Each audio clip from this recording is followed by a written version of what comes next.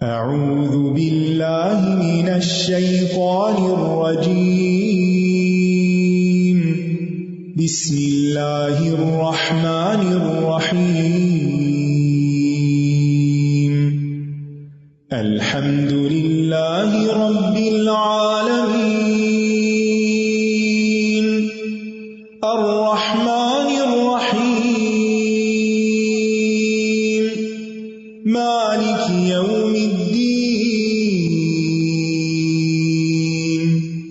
إياك نعبد وإياك نستعين اهدنا الصراط المستقيم صراط الذين أنعمت عليهم غير المغضوب عليهم ولا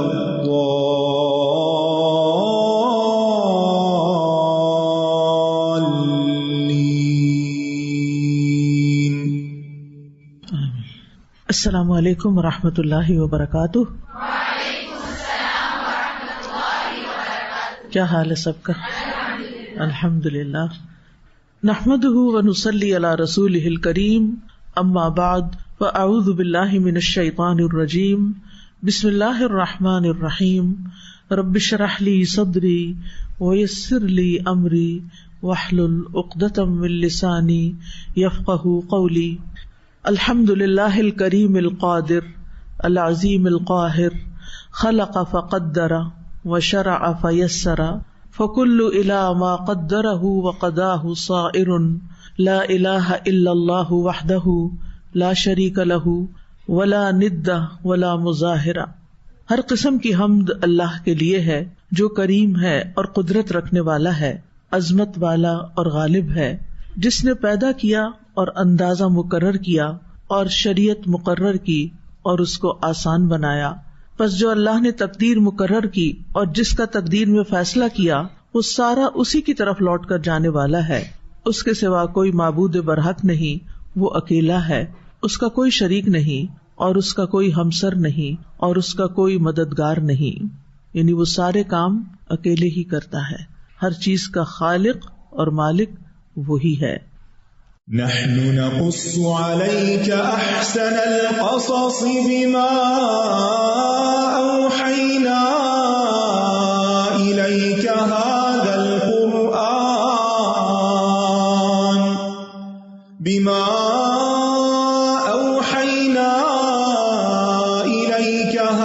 القرآن وإن كنت من قبله لمن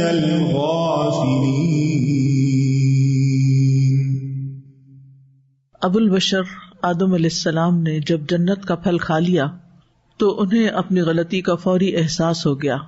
انہوں نے اللہ سبحانہ تعالیٰ سے توبہ کے کلمات سیکھ لیے اور اللہ سے توبہ کر لی۔ اللہ سبحانہ تعالیٰ نے ان کی توبہ قبول کر لی اور اس کے بعد انہیں زمین پر بھیج دیا اور ساتھ ہی کچھ ہدایات بھی دیں۔ آیت نمبر 38 میں اللہ تعالیٰ فرماتے ہیں، قُلْنَا اهْبِطُوا مِنْهَا جَمِيعًا فَإِمَّا يَأْتِيَنَّكُمْ مِنِّي هُدًى فَمَن تَبِعَ هُدَايَ فَلَا خَوْفٌ عَلَيْهِمْ وَلَا هُمْ يَحْزَنُونَ۔ ہم نے کہا کہ تم سب یہاں سے اتر جاؤ، پھر اگر تمہارے پاس میری طرف سے کوئی ہدایت آئے تو جو کوئی میری ہدایت کی پیروی کرے گا تو ان پر نہ کچھ خوف ہوگا اور نہ وہ غمگین ہوں گے۔ قلنا، ہم نے کہا، کس نے کہا؟ اللہ سبحانہ تعالیٰ نے۔ کس سے کہا؟ آدم اور حوا علیہم السلام دونوں سے کہا۔ قلنا اهبطوا منها جميعا، ہم نے کہا کہ اس سے یعنی جنت سے یا آسمان سے اب سب کے سب زمین پہ اتر جاؤ، یعنی جمیعہ میں آدم اور حوا کے علاوہ جو ان کی اولاد ہے اس کی طرف بھی اشارہ ہے، کیونکہ یہاں تثنیہ کا صیغہ نہیں ہے بلکہ جمع کا صیغہ ہے، واو جمع کی ضمیر ہے۔ تو ہم نے ان سب سے کہا اہبطوا منہا جمیعا، سب کے سب۔ تو اس طرح آدم اور حوا تمام بنی آدم کے والدین ہیں اور ان کی اولاد بھی اب ان کے ساتھ زمین پر ہی رہے بسے گی، یہاں ہم دیکھتے ہیں کہ قلنا بتو کے الفاظ 2 دفعہ استعمال ہوئے ہیں اسی واقعے کے اندر. پیچھے ایک دفعہ آئے ہیں اور ایک یہاں پر آئے ہیں. ایک مرتبہ آدم علیہ السلام کی لغزش کے بعد اور دوبارہ ان کی توبہ کے بعد. لغزش کے بعد اس کا ذکر اس لغزش کا نتیجہ بیان کرنے کے لیے ہوا کہ اس مقام اور مرتبے سے اتر جاؤ، اور توبہ کے بعد اس امتحان کی حکمت بیان کرنے کے لیے. تو مراد یہ ہے کہ گناہ کی معافی کے باوجود اب تمہیں اور تمہاری اولاد سب کو زمین پر ہی رہنا ہوگا جس کی خلافت کے لیے تمہیں پیدا کیا گیا. اب جنت میں واپسی صرف اس صورت میں ہوگی جب تم ہدایت پر چلو گے، ہدایت کا رستہ اختیار کرو گے، اس ہدایت کا جو میری طرف سے تمہارے پاس آئے گی. یعنی یہاں پر منی ہدن آیا ہے، ورنہ ہدایت کے رستے تو کئی ایک ہو سکتے، اور دنیا میں جتنے بھی لوگ مختلف طرح کی ہدایات فالو کر رہے ہیں وہ اپنے آپ کو ہدایت پر ہی سمجھتے ہیں، اور ہر معاملے میں کچھ نہ کچھ گائیڈ لائنز ہدایات ہوتی ہیں جو بھی انسان دنیا میں کام کرتا ہے. لیکن یہاں کون سی ہدایت مراد ہے؟ وہ ہدایت جو اللہ کی طرف سے آئی ہو. آدم علیہ السلام کو جمعہ کے دن زمین پر اتارا گیا تھا، جس کی روایت سنن ترمذی میں آتی ہے. ابو ہریرہ رضی اللہ عنہ کہتے ہیں نبی صلی اللہ علیہ وسلم نے فرمایا سب سے بہتر دن جس میں سورج نکلا جمعہ کا دن ہے. اسی دن آدم کو پیدا کیا گیا، اسی دن انہیں جنت میں داخل کیا گیا، اسی دن انہیں جنت سے نکالا گیا، اور قیامت بھی اسی دن قائم ہوگی. تو اس لیے جمعے کا دن ہمارے نزدیک بڑا اہم دن ہے. یعنی سورج کے طلوع ہونے کا پہلا دن کون سا تھا؟ جمعے کا دن تھا. آدم علیہ السلام کے یعنی انسان کے طلوع ہونے کا دن بھی جمعے کا دن تھا، ان کے جنت میں جانے کا دن بھی جمعے کا تھا، اور جنت سے نکلنے کا دن بھی جمعے ہی کا تھا، اور دنیا کا اختتام بھی جمعے کے دن ہی ہوگا. فَإِمَّا يَأْتِيَنَّكُم مِّنِّي هُدًى فَمَن تَبِعَ هُدَايَ فَلَا خَوْفٌ عَلَيْهِمْ وَلَا هُمْ يَحْزَنُونَ. پھر اگر تمہارے پاس میری طرف سے کوئی ہدایت آئے، تم سے مراد یہاں براہ راست خطاب کیا جا رہا ہے آدم علیہ السلام اور ان کی بیوی سے، لیکن مراد کم کے ساتھ تمام انسانیت کے لیے یہ بات کہی جا رہی ہے. اور پھر منی ہدن، میری طرف سے ہدایت، یعنی وہ علم جو بذریعہ وحی آئے انبیاء علیہم السلام کے پاس، جو اللہ تعالیٰ اپنی طرف سے رسولوں اور انبیاء کے پاس بھیجتا ہے، وہ دراصل ہدایت ہے جس کے بارے میں قرآن مجید میں آتا ہے قل ان الہدی ھدی اللہ، اور ایک اور جگہ پر آتا ہے ان ھدی اللہ ھو الھدی، کہ اللہ کی ہدایت ہی دراصل ہدایت ہے. تو ہدایت کا یہ سلسلہ جو اللہ تعالیٰ کی طرف سے آتا ہے یہ آدم علیہ السلام سے شروع ہوا تھا، اور پھر کس پہ ختم ہوا؟ رسول اللہ صلی اللہ علیہ وسلم پر.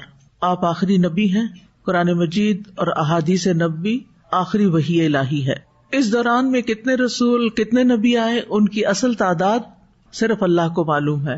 لا یعلمہم الا اللہ، کیونکہ وہ بستیاں جن کی طرف آئے اور وہ نہیں مانی اور وہ تباہ ہو گئی، لا یعلمہم الا اللہ جاءتہم رسلہم بالبینات، ان کے رسول ان کے پاس بینات لے کر آئے تھے لیکن انہوں نے مان کر نہیں دیا.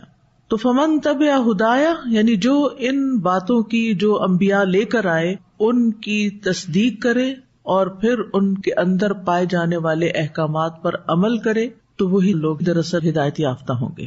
تو اللہ سبحانہ وتعالیٰ نے اس ہدایت کو اپنی ذات کی طرف منسوب کیا. کیوں اپنی ذات کی طرف منسوب کیا؟ کیونکہ انسان کا خالق بھی اللہ ہے، اور اس کا مالک بھی اللہ ہے، اور اس کا رازق بھی اللہ ہے، اور انسان کو واپس بھی اللہ ہی کی طرف جانا ہے. انا للہ و انا الیہ راجعون، آئے بھی اسی کی طرف سے ہے، جانا بھی اسی کی طرف ہے. لہٰذا ہمیں اطاعت بھی اسی کی کرنی ہے، اسی کی مرضی کے مطابق اس زندگی کو بسر کرنا ہے. آغاز بھی اس کی طرف سے، انتہا بھی اسی کی طرف. تو بیچ کا جو وقت ہے، بیچ کی جو ہماری زندگی ہے، اس زندگی کو بھی ہمیں کس طرح گزارنا ہے؟ جو وہ چاہے.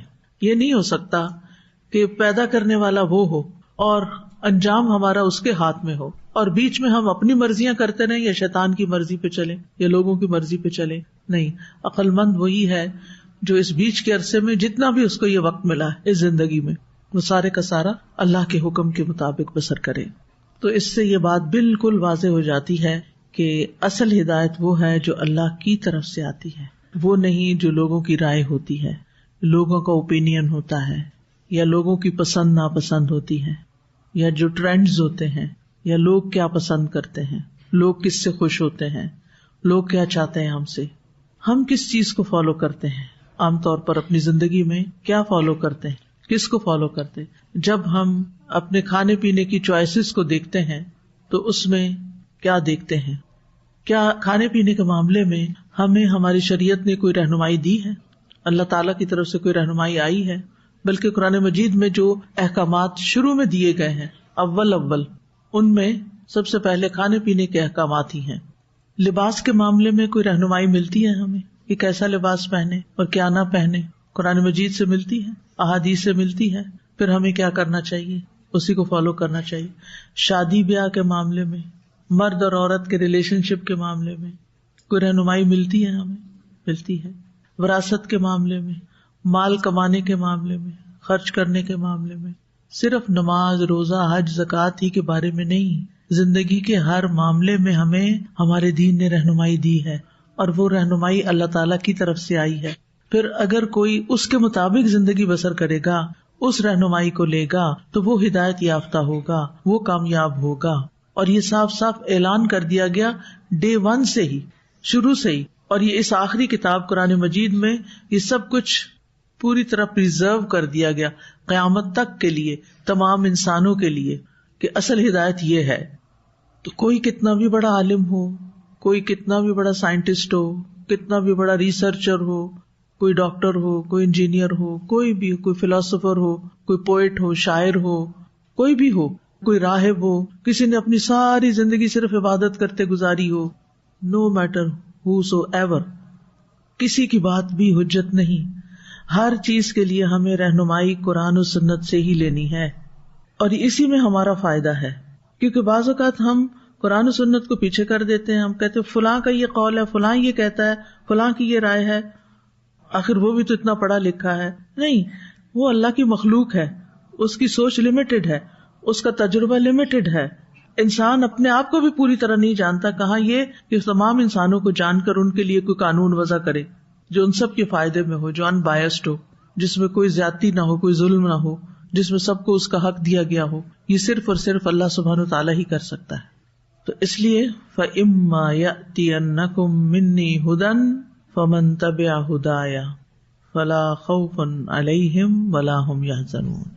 تو ان پر نہ کوئی خوف ہوگا اور نہ وہ غمگین ہوں گے. آئندہ زمانے میں یعنی قیامت کے دن انہیں کسی خوف کا سامنا نہیں کرنا پڑے گا. کیوں؟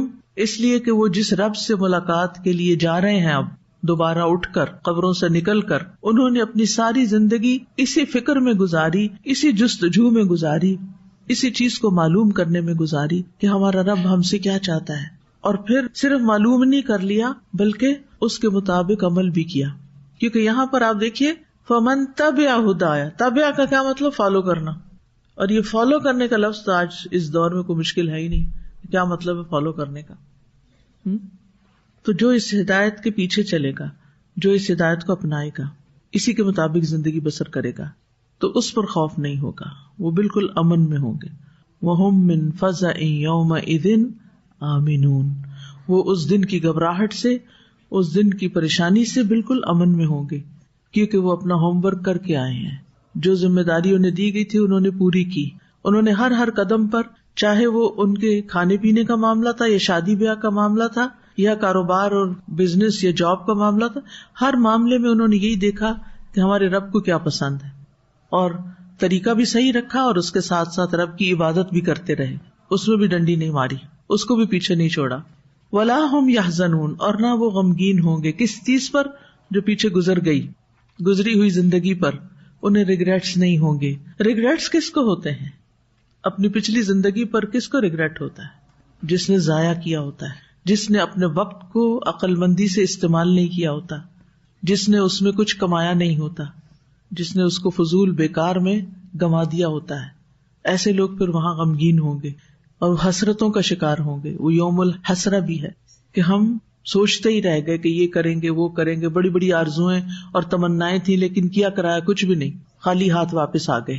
اور اب واپس جانے کی کوئی گنجائش بھی نہیں، کوئی صورت ہی نہیں کہ کسی طرح واپس جائیں اور جا کے اپنے سارے کیے کی تلافی کر کے آئیں. آج یہ بات سمجھانا بڑوں کو بھی اور بچوں کو خاص طور پر بڑا ہی مشکل ہو گیا ہے. کہ جب انہیں کہا جائے کہ اپنا وقت ضائع نہ کرو، وہ سمجھتے ہیں ابھی بہت عمر پڑی ہے، ابھی تو ہمارے کھانے پینے، عیش و عشرت کرنے، گھومنے پھرنے کے دن ہیں، اور اس طرح اپنا وقت ضائع کرتے رہتے ہیں، جس کا نتیجہ اس دنیا میں بھی بھگتنا پڑتا ہے، اور آخرت تو ہے ہی۔ تو عقل مند وہی ہے کہ جو آخرت کے خوف اور غم سے بچنے کے لیے اپنی آج کی زندگی کو اللہ کی بھیجی ہوئی ہدایت اور اطاعت کے مطابق گزارے۔ آپ دیکھیں جب کوئی انسان فوت ہوتا ہے تو پیچھے والے سارے رو رہے ہوتے ہیں، غمگین ہوتے ہیں، کچھ لوگ تو اس غم سے نکل ہی نہیں پاتے، سال ہا سال تک اس غم میں مبتلا رہتے ہیں، وہ جب جدائی کا سوچتے ہیں تو وہ پریشان ہوتے ہیں۔ لیکن جو جانے والا ہوتا ہے، اگر وہ نیک ہو، اگر وہ مقربین میں سے ہو، اس کا اتنا اچھا استقبال کیا جاتا ہے کہ اس کو دنیا یاد ہی نہیں آتی، اس کو پیچھے والے یاد نہیں آتے، وہ ان کے لیے نہیں روتا، کیونکہ اس کو پچھلی زندگی سے بہتر زندگی برزخ کی مل چکی ہوتی ہے، اور وہاں وہ خوشحال ہوتا ہے۔ اب دنیا کی زندگی میں آپ دیکھیں کتنی مزریز ہیں، خاص طور پر انسان موت سے پہلے بعض اوقات لمبی بیماری کاٹتا ہے، بعض اوقات محتاج ہو جاتا ہے، بعض اوقات حالات دگرگوں ہو جاتے ہیں، اس کے کنٹرول میں نہیں رہتے، کوئی اولاد کی پریشانی ہے، کوئی ماں باپ کی ہے، کوئی بہن بھائیوں کی ہے، کوئی کسی کی، کیونکہ بہت دفعہ انسان اپنی زندگی میں خوشحال ہوتے ہوئے بھی کہ اس کی اپنی زندگی میں کوئی غم نہیں، اس کا گھر بڑا اچھا ہے، اس کو کھانے پینے کو ملا ہوا ہے، اس کو معاون مددگار ملے ہوئے ہیں، اس کو ہیلپر ملے ہوئے ہیں، اور اس کی زندگی میں اس کے جو ساتھ رہنے والے ہیں، چاہے ساس سسر ہوں، چاہے شوہر ہو، چاہے بچے ہوں، سب اس سے بہت پیار کرتے ہیں، سبھی کچھ ہے، لیکن وہی انسان ساری نعمتیں پا کر جب اپنے بہن بھائیوں کو دیکھتا ہے کہ ان کی زندگی مزریبل ہے، ان کے پاس کھانے کو نہیں، یا ان کو گھروں میں پریشانیاں ہیں، تو اس کو کیا ہوتا ہے دنیا میں، اپنی خوشیاں وہ بھول جاتا ہے۔ ایک بچی اپنے گھر میں کتنی بھی خوش ہو، لیکن جو ہی وہ سوچتی ہے کہ اس کے ماں باپ کا ہاتھ تنگ ہے، یا اس کے ماں باپ جو ہیں ان کو کوئی تکلیف ہے، تو وہ کیا کرتی، پریشان ہو جاتی، غمگین ہو جاتی، وہ اپنے بچوں کو دیکھنا بھول جاتی کہ ہائے میرے ماں باپ بیمار ہیں، انہیں کوئی دیکھنے والا نہیں۔ یعنی اس دنیا میں رہ کر خوف اور غم سے چھٹکارا پانا ممکن ہی نہیں، سوائے اس کے کہ انسان اس درجے پر اللہ کا مقرب ہو کہ تقدیر پر اس کا ایسا ایمان ہو، توکل اس کا اتنا بڑھا ہوا ہو کہ پھر اپنا غم ہو یا دوسروں کا ہو، ہر چیز کو اللہ کے حوالے کر دے، تقدیر پہ راضی ہو جائے۔ جو تقدیر پر ایمان رکھتا ہے نا، وہ تقدیر پہ راضی ہو جاتا ہے نا۔ تقدیر میں لکھا تھا نا کہ میری والدہ بچپن میں چلی جائیں گی، کچھ لوگوں کے ماں باپ بچپن میں فوت ہو جاتے ہیں نا، وہ ساری زندگی غم اٹھائے پھرتے ہیں، ہم ماں باپ کے بغیر پلے تھے، ہم ماں باپ کے بغیر پلے تھے، بالکل پلے تھے، لیکن یہ تقدیر کا ایک حصہ تھا، یہ اللہ کا فیصلہ تھا، اور اللہ کا فیصلہ بہت بہترین ہوتا ہے، اللہ کا کوئی فیصلہ ظلم والا نہیں ہوتا، اس میں تمہارے لیے بڑی خیر تھی۔ کچھ بچے اپنے ماں باپ کے گھر نہیں پلتے، کسی اور کے گھر پلتے ہیں، ان کو اڈاپٹ کر لیا جاتا ہے، یہ کوئی بھی ریزن ہوتا، بڑے ہو کر وہ اس کمپلیکس سے باہر نہیں نکلتے کہ ہمارے ساتھ یہ کیوں ہو گیا، ہم نے ایک نارمل لائف کیوں نہیں گزاری، تقدیر میں تھا، ہو گیا، اب اس پہ ریگریٹ نہیں کرو۔ یعنی دنیا میں بھی بہت سے لوگ ماضی کے غم سے نکل نہیں پاتے، جن کو تقدیر پر ایمان ہوتا ہے وہ ان سب چیزوں سے اوپر اٹھ جاتے ہیں۔ یہ میرے رب کا فیصلہ تھا، اور میرا رب کسی پہ ظلم نہیں کرتا، میرے رب نے میرے لیے بہتر ہی سوچا، اس لیے میرا ٹھکانہ یہ بنایا، میں اپنے رب کے فیصلوں پر راضی، رضیت باللہ ربن، رب پالنے والا نا، اس نے میرے پالنے کا یہ انتظام کیا، رضیت باللہ ربن وبالاسلام دینا وبمحمد نبیا، لہٰذا اس کے دل میں غم نہیں رہتا، وہ پریشان نہیں ہوتا، یہ اللہ کا فیصلہ ہے۔ اور آپ دیکھیے جو جو آپ ان چیزوں پر ایمان لاتے جاتے ہیں، آپ دنیا میں بھی خوف اور غم سے نہیں جاتے۔ خوف کیوں نہیں آتا ان کو؟ اس توکل ہے اللہ پہ۔ ڈاکٹرز بتاتے ہیں اتنے عرصے میں تمہاری زندگی ختم ہے، ٹھیک ہے اللہ نے اتنی لکھی ہے، رضیت باللہ ربن، جانا تو ہے ہی، تو اب اس غم میں ہی مبتلا رہے کہ جانا ہے جانا ہے جانا ہے، تو اب ہم کچھ بھی نہ کریں، نہیں جو وقت ہاتھ میں ہے اس سے کچھ کر لیتے ہیں اور اللہ سے اچھی امید رکھتے ہیں۔ تو آپ سوچئے کہ جب ایک انسان کا ایمان مضبوط ہو جاتا ہے نا، توکل مضبوط ہو جاتا ہے، تقویٰ آ جاتا ہے اس میں، تو اس کو بھی خوف اور غم نہیں رہتا۔ لیکن آخرت میں تو بالکل ہی نہیں رہے گا نا، بالکل بے فکر ہو جائیں گے۔ لیکن شرط یہ ہے کہ ہدایت کی پیروی کی جائے۔ ہم جب ہدایت کی پیروی کی بات سوچتے ہیں نا، صرف ریچولز کے بارے میں سوچ، نماز روزہ حج زکوٰۃ، بس کتاب بند۔ یہاں ہماری کتاب ہدایت نے، ذالک الکتاب لا ریب فیہ ھدی للمتقین نے ہمیں بہت سی چیزوں، زندگی کے ہر معاملے میں رہنمائی دی ہے۔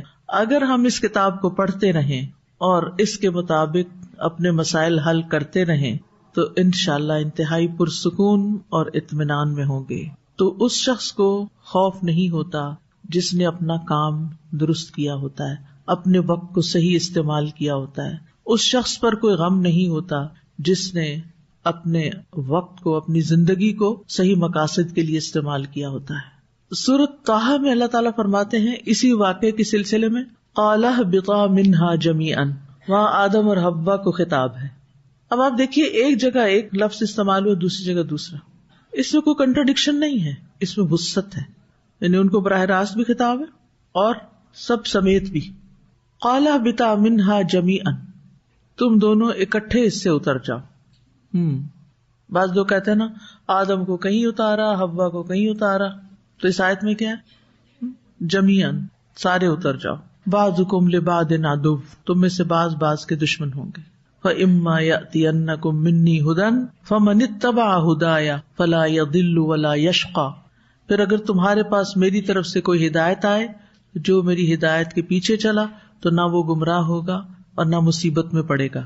تو گمراہی اور مصیبت سے نکلنے کا راستہ کتاب ہدایت میں ہے، اللہ کی طرف سے بھیجی ہوئی ہدایت میں ہے، اور اس کی پیروی اسی وقت ہو سکتی ہے جب ہم اس کو پڑھتے رہیں، سمجھتے رہیں، اس کے ساتھ تعلق جوڑے رہیں اور ساری زندگی جوڑے رکھیں. یہ صرف کسی کورس کی حد تک نہیں، بلکہ یہ ساری زندگی کے لیے ہمارے لیے رہنما کتاب ہے، اور اسے مضبوطی سے پکڑ کے رکھنا چاہیے. چاہے ہم کہیں بھی ہوں، چاہے ہم کچھ بھی کر رہے ہوں، چاہے ہم زندگی کی کسی بھی سٹیج پر ہوں. اور اس کا ایک طریقہ تو یہ ہے نا کہ ہم خود سے پڑھیں.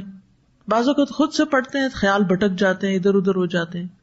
تو ہونا یہی چاہیے کہ چاہے 2 آیتیں پڑھیں. جب آپ ماں باپ کے گھر میں ہیں تو آپ ان کو ساتھ بٹھا کے ان کے ساتھ مل کے پڑھیں، ہمسایوں کو ساتھ ملا لیں، اور لوگوں کو ساتھ ملا لیں، کوئی اپنا گروپ بنا لیں، کلاس بنا لیں. جب آپ کی شادی ہو جائے تو سسرال کے ساتھ مل کے، ہسبینڈ کے ساتھ مل کے، اگر ہسبینڈ نہیں فارغ یا کوئی بھی ایسی مجبوری ہے تو اور جو بچے آس پاس ہیں ان کو ساتھ ملا لیں. پھر اپنے بچے ہو جائیں تو ان کو ساتھ ملا لیں، ساس سسر کو ساتھ ملا لیں. یعنی ہم میں سے کوئی شخص یہ بہانہ نہیں کر سکتا کہ مجھے تو کوئی لوگ ہی نہیں ملتے جن کے ساتھ مل بیٹھ کے میں اللہ کا ذکر کروں اور اللہ کی بات کروں. ہم میں سے ہر شخص کے ساتھ کوئی نہ کوئی ہے. اگر گھر والے کوئی بھی نہیں نا، اکیلے ہیں، تو ہماری دوست، ہمارے نیبرز. ہم کسی آئی لینڈ میں نہیں رہتے، ہم سب آبادیوں میں رہتے ہیں، ہم سب بلڈنگز میں رہتے ہیں، ہم سب ایسی جگہوں پہ رہتے ہیں جہاں ہمارے ارد گرد انسان آتے جاتے ہیں. جنہوں نے کچھ کرنا ہوتا ہے نا، وہ گلی کے فالتو فضول بھاگتے دوڑتے بچوں کو بھی پکڑ کے ہاتھ منہ دھلا کے ان کے ساتھ ہی بیٹھ جاتے ہیں. تو جب تک آپ اس کتاب کو مضبوطی سے پکڑے رکھیں گے تو گمراہ نہیں ہوں گے. نبی صلی اللہ علیہ وسلم نے بھی یہی بات فرمائی تھی. تو اس آیت سے جو باتیں ہم نے سیکھی ہیں وہ ایک تو یہ بڑی اہم بات ہے کہ اصل ہدایت تو اللہ ہی کی ہدایت ہے، اور پھر اللہ کے بتائے ہوئے طریقے کے علاوہ کسی اور کے طریقوں پہ چل کے اللہ کی عبادت کرنا یہ بھی سراسر گمراہی ہے. یعنی جو شخص کسی ایسے طریقے سے عبادت کرتا ہے اللہ کی جو اللہ نے نہیں بتائی تو وہ ہدایت پر نہیں ہے. جیسا کہ نبی صلی اللہ علیہ وسلم جمعے کے خطبے میں ہمیشہ فرماتے تھے، وَشَرُّ الْأُمُورِ مُحْدَثَاتُهَا وَكُلُّ مُحْدَثَةٍ بِدْعَةٍ وَكُلُّ بِدْعَةٍ ضَلَالَةٍ وَكُلُّ ضَلَالَةٍ فِي النَّارِ. رسول اللہ صلی اللہ علیہ وسلم نے فرمایا، اور بدترین کام وہ ہیں جنہیں شریعت میں اپنی طرف سے جاری کیا گیا، یعنی اس کے پیچھے کوئی دلیل نہیں، خود ہی اس کو ہدایت یا عبادت کا طریقہ بتا دیا. ہر ایسا کام بدعت ہے، اور ہر بدعت گمراہی ہے، اور ہر گمراہی آگ میں لے جائے گی. لہذا عبادت کے طریقوں میں اپنی طرف سے کوئی تبدیلی نہیں کرنی چاہیے. پھر یہ ہے کہ امن صرف اس شخص کے لیے ہے جو ہدایت کی پیروی کرے، یعنی ان لوگوں سے گمراہی اور بدبختی کی نفی کر دی گئی ہے جنہوں نے اللہ کی ہدایت کی پیروی کی. تو جو بھی اس ہدایت کی پیروی کرتا ہے اسے امن اور دنیاوی اور اخروی خوش نصیبی اور ہدایت حاصل ہو جاتی ہے، اور ہر ناپسندیدہ چیز، خوف، غم، گمراہی اور بدبختی اس سے دور کر دی جاتی ہے. لہذا اس کو من پسند زندگی نصیب ہوتی ہے اور پریشان کرنے والی چیزیں اس سے دور کر دی جاتی ہیں. لیکن جس نے اس ہدایت کی پیروی نہ کی، کفر کیا اور آیات کو جھٹلایا، تو اس کے ساتھ معاملہ اس کے برعکس ہوتا ہے. اگر کوئی آپ سے سوال کرے کہ میں بہت پریشان ہوں، بہت غمگین رہتی ہوں، آپ اس کو کیا حال بتائیں گے؟ قرآن پڑھو. اگر وہ یہ کہے کہ میں تو پہلے ہی قرآن پڑھ رہی ہوں، یعنی کئی لوگ قرآن پڑھتے ہوئے، پڑھاتے ہوئے بھی غمگین رہتے ہیں، پھر کیا علاج ہو؟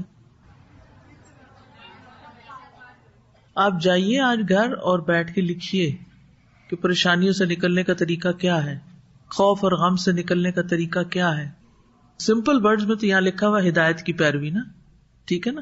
فمن تبع ہدایا فلا خوف علیہم. اب یہ جو تبع ہے اس کو پریکٹیکلی کس طرح کرنا ہوتا ہے، فالو کیسے کر سکتے ہیں. ہدایت کتاب میں ہے، اب اس کو فالو کرنا ہے. تو سب سے پہلے تو آپ کیا کریں گے، اس کو پڑھیں گے، اس کو پڑھیں گے ڈیلی بیسس پر استقامت کے ساتھ، ہمیشہ مسلسل. کچھ لوگ ہوتے ہیں کورس کرتے ہیں، پھر کورس چھوٹتا ہے، پھر ان کی قرآن بھی چھوٹ جاتا ہے، ان کی نمازیں بھی ڈھیلی ہو جاتی ہیں، پھر وہ پریشانیوں میں آ گرتے ہیں، پریشانیاں امڑ کے ان کے اوپر آ جاتی ہیں، پھر وہ پوچھتے ہیں اب کیا کریں. وہی کریں جس کو چھوڑا ہوا ہے. حل صرف ایک ہے، یہ اللہ نے حل بتایا پریشانیوں سے نکلنے کا. کہیں نہ کہیں کمی ہے، کبھی علم ہوتا ہے یقین میں کمی ہوتی ہے، کبھی علم ہوتا ہے اس پہ وسوسے غالب آئے ہوئے ہوتے ہیں، پتہ نہیں یہ نہ ہو جائے وہ نہ ہو جائے، ہے پتہ ڈاما ڈول کبھی ادھر کبھی ادھر. تو اس کے لیے کیا طریقہ بتایا تھا آپ کو، کیا کریں، شیطان کے وسوسوں سے بچیں، شیطان کے وسوسوں کو باہر نکالیں. جتنے بھی غم اور خوف کی قسمیں ہیں ان سب کے پیچھے اگر آپ اینالائز کریں تو شیطان کے وسوسے ہیں. اور اس کا طریقہ میں آپ کو پچھلے 3 دن کے لیکچرز میں بتا چکی ہوں، شیطان سے کیسے بچنا ہے آپ نے. والذین کفروا وکذبوا بآیاتنا اولئک اصحاب النار هم فیہا خالدون. اور وہ لوگ جنہوں نے کفر کیا اور ہماری آیات کو جھٹلا دیا وہ آگ والے ہیں، وہ اس میں ہمیشہ رہنے والے ہیں. تو 2 چیز، کفر اور تکذیب، یہ انسان کو آگ کی طرف لے جاتی ہے. یعنی جنہوں نے اللہ کے ساتھ کفر کیا، اس کی اطاعت سے تکبر کیا، اس کے آگے نہیں جھکے اور اس کی شرعی آیات کو جھٹلا دیا. ابلیس نے یہی تو کیا تھا، اس نے اللہ تعالیٰ کے ساتھ بات چیت بھی کی تھی، اس نے اللہ تعالیٰ کا انکار نہیں کیا تھا، لیکن کس چیز کا انکار کیا تھا، بات ماننے کا. اطاعت سے تکبر کیا تھا، اطاعت کا انکار کیا تھا.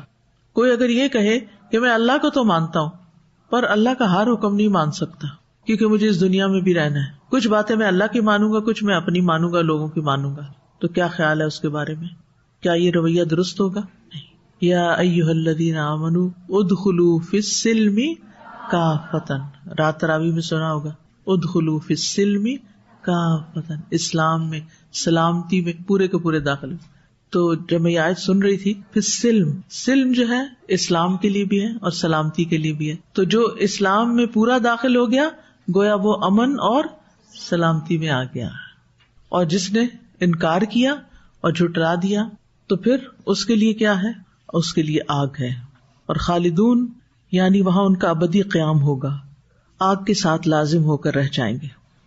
اصحاب النار کا لفظ جہاں بھی آتا ہے نا، یہ صرف کفار کے لیے آتا ہے، ٹھیک ہے. یعنی جو شخص ایمان تو رکھتا ہے، صرف سستی کی وجہ سے کچھ چیزیں چھوڑ دیتا ہے، کچھ ناسمجھی کی وجہ سے، تو اگر اس کو سمجھ آ جاتی ہے اور وہ اپنے کام شروع کر دیتا ہے تو توبہ کر لیتا ہے تو اس کے گناہ معاف ہو جائیں گے، وہ ہمیشہ آگ میں نہیں رہے گا. اور اگر اس نے توبہ نہیں کی اور مر گیا تو جہنم میں جانے کے بعد نکال لیا جائے گا. تو اصحاب صاحب کی جمع ہے، صاحب کہتے ہیں ساتھی کو جو ہمیشہ ساتھ رہے. تو اصحاب النار آگ کے ساتھ ہمیشہ رہنے والے صرف کفار ہوں گے کہ جو اللہ تعالیٰ کا یا اللہ تعالیٰ نے جن چیزوں پر ایمان لانے کا حکم دیا یعنی کفر اکبر جو ہے اس کا ارتکاب کریں. مومنوں کے لیے یہ لفظ کبھی نہیں آتا. مومن ایمان والے اگر کبیرہ گناہوں کی وجہ سے وہ جہنم میں گئے بھی تو نکال لیے جائیں گے. تو اس آیت سے جو باتیں پتہ چلتی ہیں وہ یہ کہ 2 خصلتیں لازماً جہنم میں لے کے جانے والی ہیں، اور وہ 2 خصلتیں کون سی ہیں؟ کفر اور تکذیب. اس آیت میں جہنم کا اس بات بھی ہے اور جہنم کے ثابت ہونے پر قطعی دلائل موجود ہیں، ٹھیک ہے. اس سے پہلے واتقوا النار التی اعدت للکافرین. پھر یہ کہ جہنم کو فنا نہیں ہے، جہنم ختم نہیں ہوگی اور اس کا عذاب مسلسل ہوگا. والذین کفروا لهم نار جہنم لا یقضى علیہم فیموتوا ولا یخفف عنہم من عذابها کذالک نجزی کل کفور.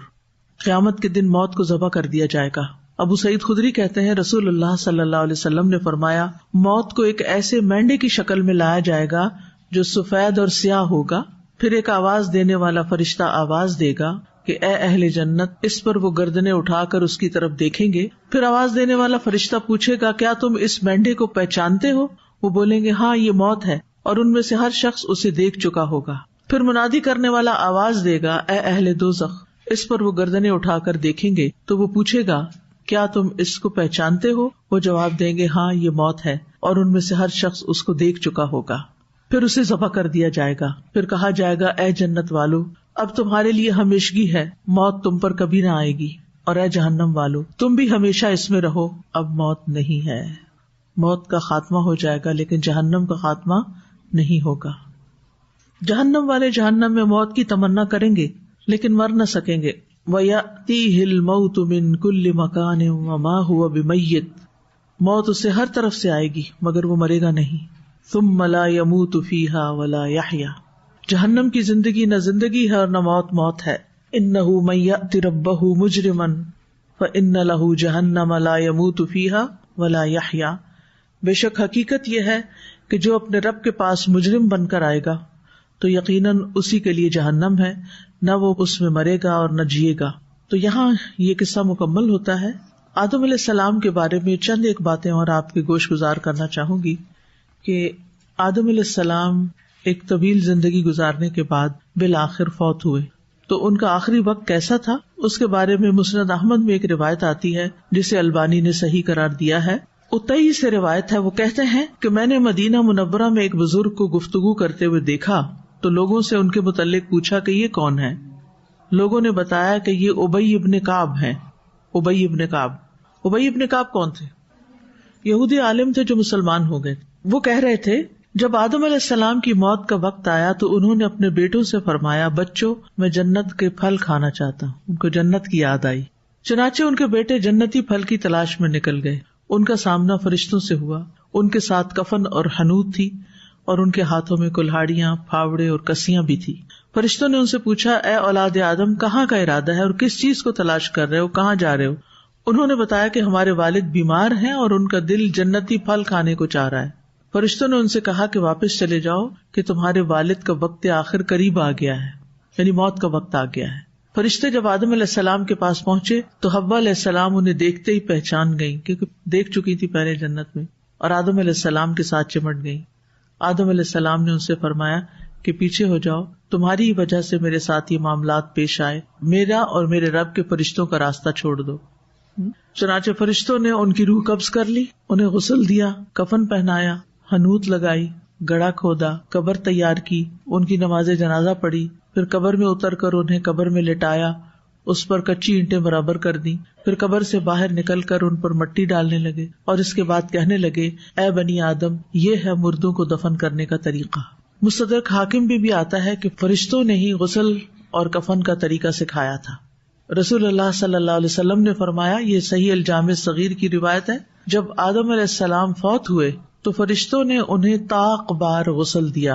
طاق کیا ہوتا ہے؟ جیسے 1 یا 3 یا 5 یا 7، یعنی پورے جسم پر اتنی تو پانی بہایا، اور ان کے لیے لحد تیار کی. لحد کون سی قبر ہوتی ہے؟ بغلی قبر جو ہوتی ہے نا، پہلے زمین میں گڑھا کھودتے ہیں، پھر جو دیوار ہوتی ہے اس کے اندر گڑھا کھود کر اس کے اندر مردے کو ڈالا جاتا ہے، جیسے کسی ڈراور میں چیز رکھی جاتی ہے، اور پھر اس کے بعد اس کے ساتھ دیوار چن دی جاتی، اینٹیں رکھ دی جاتی ہیں. تو وہ لحد تیار کی گئی ان کی، اور کہا کہ یہ آدم کی سنت ہے ان کی اولاد کے لیے. اگرچہ آدم علیہ السلام کو زمین میں دفن کیا گیا، جس کے بارے میں فرمایا بھی گیا منہا خلقناکم وفیہا نعیدکم ومنہا تخرجون، کہ اسی زمین سے تم نکالے جاؤ گے. زمین میں آدم علیہ السلام کا جسم ہے، لیکن آدم علیہ السلام کو ایک برزخی زندگی بھی دی گئی ہے جو کہ پہلے آسمان پر ہے. صحیح بخاری میں آتا ہے نبی صلی اللہ علیہ وسلم نے واقعہ معراج کا ذکر کرتے ہوئے فرمایا بس جبریل مجھے لے کر چلے حتیٰ کہ آسمان دنیا پر پہنچے تو دروازہ کھلوایا. پوچھا گیا کون ہے؟ انہوں نے بتایا کہ جبریل. پوچھا گیا آپ کے ساتھ کون ہے؟ آپ نے بتایا کہ محمد صلی اللہ علیہ وسلم. پوچھا گیا کیا انہیں بلانے کے لیے آپ کو بھیجا گیا ہے؟ انہوں نے جواب دیا ہاں. اس پر آواز آئی خوش آمدید، کیا ہی مبارک ہے آنے والے، اور دروازہ کھول دیا گیا. نبی صلی اللہ علیہ وسلم فرماتے ہیں پھر جب میں اندر گیا تو میں نے وہاں آدم علیہ السلام کو دیکھا پہلے آسمان پر. جبریل علیہ السلام نے فرمایا یہ آپ کے والد آدم ہیں، انہیں سلام کیجیے. میں نے ان کو سلام کیا تو انہوں نے سلام کا جواب دیا اور فرمایا خوش آمدید نیک بیٹے اور نیک نبی. ایک روایت میں ہے کہ جب فرشتوں نے دروازہ کھولا تو ہم پہلے آسمان پر چڑھ گئے. وہاں ہم نے ایک شخص کو بیٹھے ہوئے دیکھا. ان کے داہنی طرف کچھ لوگوں کے جھنڈ تھے اور کچھ بائیں طرف تھے. جب وہ اپنی دائیں طرف دیکھتے تو مسکرا دیتے اور جب بائیں طرف دیکھتے تو رو دیتے. انہوں نے مجھے دیکھ کر فرمایا اچھے آئے ہو صالح نبی اور صالح بیٹے. میں نے جبریل علیہ السلام سے پوچھا یہ کون ہے؟ انہوں نے کہا یہ آدم علیہ السلام ہے اور ان کے دائیں اور بائیں جو جھنڈ ہیں یہ ان کے بیٹوں کی روحیں ہیں، یعنی ان کی اولاد کی روحیں ہیں. جو جھنڈ دائیں طرف ہیں وہ جنتی ہیں اور جو بائیں طرف ہیں وہ دوزخی ہیں. اس لیے جب وہ اپنی دائیں طرف دیکھتے ہیں تو خوشی سے مسکرا اٹھتے ہیں اور جب بائیں طرف دیکھتے ہیں تو رنج سے رو دیتے ہیں. اب آپ سوچ رہے ہوں گے کہ وہاں پر آدم علیہ السلام کا جسم تو نہیں تھا تو کیسے ان کو دکھایا گیا یا وہاں وہ کیسے ہیں؟ آپ کو معلوم ہے نا کہ صرف آدم علیہ السلام نہیں بلکہ اور کون، بہت سے انبیاء ہیں آسمانوں پر، وہ ان کی برزخی زندگی ہے. ٹھیک ہے، عیسیٰ علیہ السلام تو جسم و روح دونوں کے ساتھ ہیں. یاد رکھیے دنیا میں آنے سے پہلے ہماری روح تھی صرف وہ ڈومیننٹ تھی، بلکہ جسم تو تھا ہی نہیں، وہی تھی. دنیا میں آئے تو روح کو ایک جسم مل گیا. اب جسم ڈومیننٹ ہے اور روح اس کے تابع ہے. ٹھیک ہے، روح اس کے تابع، کس کے؟ جسم کے. جسم کو زیادہ اختیارات ہیں. جب ہم فوت ہو جائیں گے تو جسم مٹی میں چلا جائے گا اور روح ڈومیننٹ ہو جائے گی. اب معاملات روح کے ساتھ ہوں گے، جسم اس کے تابع ہوگا. جو کچھ روح پہ بیتے گا جسم بھی اس کو محسوس کرے گا چاہے وہ مٹی بن چکا ہو. اسی سے عذاب قبر ثابت ہوتا ہے. ٹھیک ہے، پھر قیامت کا دن ہوگا. پھر کیا ہوگا؟ روح واپس جسم میں چلی جائے گی. اب روح اور جسم دونوں ہی جنت میں انجوائے کریں گے یا جہنم میں، دونوں ہی تکلیف اٹھائیں گے. تو یہ ہے ہمارا کازمک جرنی، یہ ہے ہمارا سفر. ٹھیک ہے، اس سارے سفر کے اندر بس یہ وقت جو اس وقت مجھے اور آپ کو ملا ہوا نا، یہ انتہائی قیمتی ہے. اس کو کسی قیمت پر ضائع نہ ہونے دیں، اس سے خوب فائدہ اٹھا لیں. اور قرآن کو تو بس مضبوطی سے پکڑ، وہ بن نواجس کے پکڑنے کی ہدایت دی گئی ہے. یعنی جیسے کوئی چیز، یہ جو ڈاڑھیں ہیں نا ہماری، ان کے اندر مضبوط پکڑ لیے نہیں، اس سارے حصے کے اندر، جبڑے کے اندر مضبوط پکڑ لیا جائے تو چھڑا نہیں سکتا نا. سب سے زیادہ مضبوطی یہاں ہوتی ہے. یعنی کسی قیمت پر کوئی بھی تکلیف ہو، پریشانی ہو، مشکل ہو، خوشی ہو، مصروفیت ہو، زندگی میں کچھ بھی ہو، اس کو نہیں چھوڑنا، کیونکہ اس پر نجات کا انحصار ہے کہ اس کے مطابق کتنی زندگی بسر کر رہی ہے. ابھی آپ دیکھیں تقریباً آپ میں سے سب لوگوں نے آدم علیہ السلام کا قصہ پہلے بھی پڑھ رکھا ہے، لیکن ہمیں کتنے سبق ملے ہیں اس سے. اس سارے سفر میں جو آج ہمارا میرے خیال 14واں دن ہے، یعنی ہم نے آدھا مہینہ تقریباً اسی پہ لگا دیا. ابھی تو میں سوچ رہی تھی اسٹریچ کر دیتی ہوں تھوڑا، آج ہدایت پہ بات ہو جائے تو کل انجام پہ اور باقی چیزیں. پھر میں نے کہا چلیں کل حابیل قابیل پہ آ جائیں گے انشاءاللہ. تو آپ سوچئے کہ کتنے سبق، وہ واقعہ جو آپ نے ایک دن میں پڑھا تھا اور وہ واقعہ جو 14 دن میں پڑھا ہے آپ نے، کتنی ہدایت ہے، کتنا کچھ ہم سیکھتے ہیں. اور مجھے پورا یقین ہے کہ اگر میں اس کے بعد دوبارہ یہ پڑھاؤں گی تو اس سے بھی زیادہ وقت چاہیے، کیونکہ تسلی ہوتی نہیں. اور قرآن ایسا سمندر ہے کہ جس کی گہرائی کی کوئی انتہائی نہیں. دنیا کے سمندروں کی تو گہرائی ہے نہ کہیں، اس کی نہیں ہے. دنیا کے سمندر کو بھی اگر آپ دیکھیں نا تو آپ دیکھیں کہ ہر تھوڑی دیر کے بعد اس کا جو ہے نا ڈینسٹی بڑھ جاتی ہے پانی کی، اور گہرائی کے اندر نئی چیزیں آ جاتی ہیں. کسی نے مجھے ویڈیو بھیجی کہ اتنے میٹر تک یہ مچھلیاں پائی جاتی ہیں اور اس کی تصویر باہر لگائی ہوئی تھی. اس سے اتنے میٹر تک پانی میں جائیں تو یہ مچھلیاں اور مخلوق ہے، اس کی تصویر لگائی تھی. سبحان اللہ، ہر ایک کا اپنا اپنا لیول ہے اور لیئر ہے، اور اس کے اندر وہ رہ رہے ہیں. قرآن کو سمجھنے کی بھی ایسی ہی لیئرز ہیں اور ایسے ہی لیولز ہیں. تو اس لیے کبھی یہ نہ سمجھیں کہ ہم نے ایک دفعہ پڑھ لیا تو قصہ ختم. اس کے ساتھ جڑے رہیں، اس پہ تدبر کرتے رہیں. اگر آپ کا تعلیم القرآن کورس ختم ہو جائے تو تدبر کے کورس کو جوائن کر لیں، اور اس میں 4 مہینے میں میرے خیال 1 یا 2 سپارے پڑھائے جاتے ہیں. اس سے بہرحال رفتار تیز ہوتی ہے. تو آپ دیکھیں گے واقعی اگر آپ اس کتاب کے ساتھ جڑے ہوئے ہیں نا، آپ کو کسی دوسری چیز کی پرواہ نہیں رہتی. لوگ آپ کے ساتھ کیا کرتے ہیں، دنیا میں کیا ہو رہا ہے، کس طرح کی خبریں آ رہی ہیں. لا خوف علیہم ولا هم یحزنون. دنیا میں بھی خوف اور غم سے بچنے کا یہی طریقہ ہے، اور آخرت میں بھی. امام ابن تیمیہ کے بارے میں آتا ہے نا کہ جب ان کو قلعے میں قید کر دیا گیا تھا تو انہوں نے 81 بار قرآن ختم کیا. اور 82ویں بار اس آیت پر تھی سورۃ القمر کی ان المتقین فی جنات و نہر فی مقعد صدق عند ملیک مقتدر. تو ان کی روح پرواز کر گئی اور وہ کہا کرتے تھے کہ مجھے افسوس ہے کہ میں نے اپنی زندگی میں قرآن کو وہ وقت نہیں دیا جو مجھے دینا چاہیے تھا.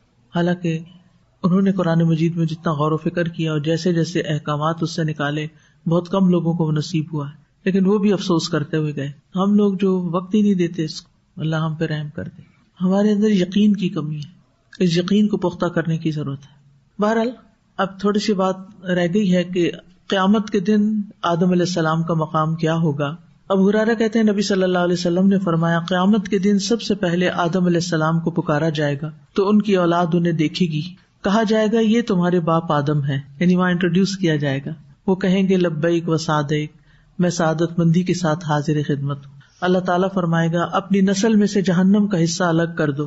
آدم علیہ السلام عرض کریں گے اے میرے رب کس نسبت سے الگ کروں؟ اللہ تعالیٰ فرمائے گا ہر 100 میں سے 99. صحابہ نے عرض کیا یا رسول اللہ جب ہم میں سے 99% نکال لیے جائیں گے تو ہم میں کون باقی بچے گا؟ آپ نے فرمایا بلا شبہ میری امت تمام امتوں میں ایسے ہی ہوگی جیسے سیاہ بیل کے جسم پر سفید بال ہوتے ہیں. یعنی پورے انسانوں کی تعداد جو دنیا میں اول سے آخر تک آئے ہیں ان میں سے امت محمد جو ہے اس کی اکثریت ہوگی جنت میں، اور وہ ایسے ہوں گے جیسے سیاہ بیل کے جسم پر کچھ سفید بال ہوں، یعنی اتنی کم تعداد ہوگی وہ. اور یہ تو آپ کو معلوم ہی ہے کہ آخرت کا امتحان ایک مشکل امتحان ہے. اور دنیا میں جتنی بھی بستیاں آئی ہیں اللہ تعالیٰ ان کے بارے میں کیا فرماتے ہیں؟ اکثر ہم فاسقون، اکثر ایمان نہیں لائے. کل کوئی بات کر رہا تھا کہ آج کل کے حالات بڑے خراب ہیں اور بہت فتنے آ رہے ہیں تو کیا کیا جائے، لوگوں کے اندر ایمان نہیں رہا وغیرہ وغیرہ.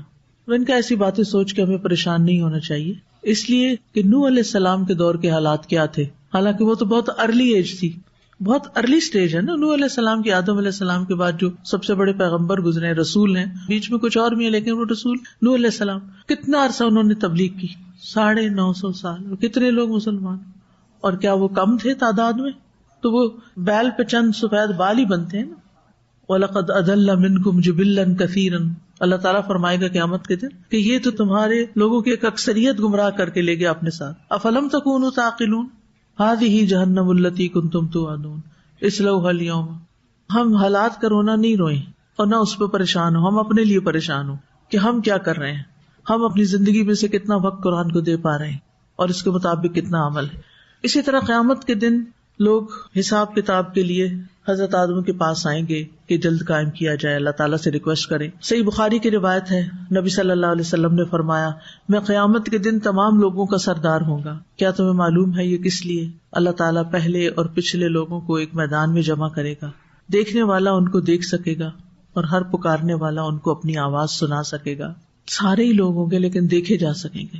سورج ان کے قریب آ چکا ہوگا تو کچھ لوگ کہیں گے کیا تم اپنا حال نہیں دیکھتے، کیا غم اور کرب تمہیں لاحق ہے، کوئی ایسا آدمی تلاش کرو جو تمہارے رب کے حضور تمہاری سفارش کرے. تو کچھ لوگ کہیں گے تمہارے بابا آدم موجود ہیں. چنانچہ لوگ ان کے پاس آئیں گے اور عرض کریں گے اے آدم آپ ابو البشر ہیں، اللہ نے آپ کو اپنے ہاتھ سے بنایا، پھر آپ کے اندر اپنی روح پھونکی اور فرشتوں کو حکم دیا کہ وہ آپ کو سجدہ کریں اور آپ کو جنت میں ٹھہرایا. کیا آپ اپنے رب کے حضور ہماری سفارش نہیں کریں گے؟ کیا آپ دیکھتے نہیں کہ ہم کس حال میں ہیں اور ہمیں کس قدر مشقت پہنچ رہی ہے؟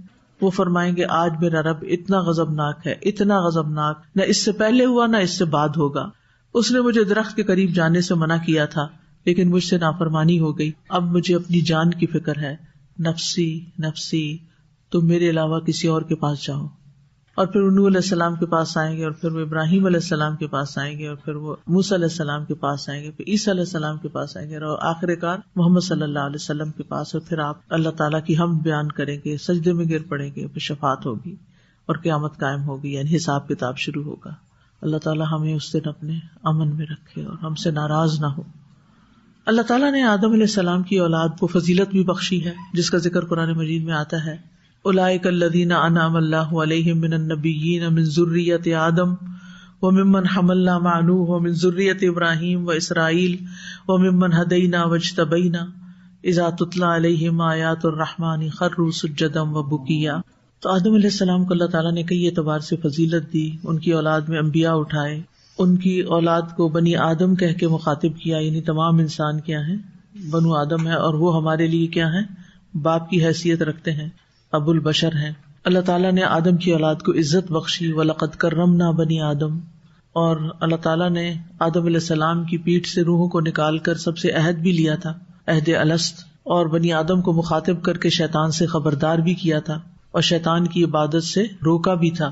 الم اعہد الیکم یا بنی آدم اللہ تعبدوا الشیطان انہ لکم عدو مبین وان اعبدونی ھذا صراط مستقیم. بنی آدم پر اللہ تعالیٰ کے بہت سارے احسانات بھی ہیں. تمام مخلوقات کے مقابلے میں رزق میں، علم میں، ایمان میں ان کو فضیلت عطا کی ہے. اور بنی آدم جو ہیں وہ بھولنے والے بھی ہیں. حدیث میں آتا ہے سارے بنی آدم خطا کار ہیں، اور خطا کاروں میں سے سب سے بہتر جو توبہ کرنے والے ہیں. اور پھر اللہ سبحانہ تعالیٰ آدم علیہ السلام کے 2 بیٹوں کا ذکر قرآن مجید میں کرتے ہیں. چونکہ وہ آدم علیہ السلام ہی کے بیٹے ہیں، اس لیے انشاءاللہ ہم اسی کو کنٹینیو کریں گے، اور کل انشاءاللہ اس کے بارے میں بات ہوگی. اللہ تعالیٰ ہمیں عمل کی توفیق عطا فرمائے. وآخر دعوانا ان الحمد للہ رب العالمین. سبحانک اللہم وبحمدک اشہد ان لا الہ الا انت استغفرک واتوب الیک. السلام علیکم ورحمۃ اللہ وبرکاتہ. فاقصص القصص لعلهم يتفكرون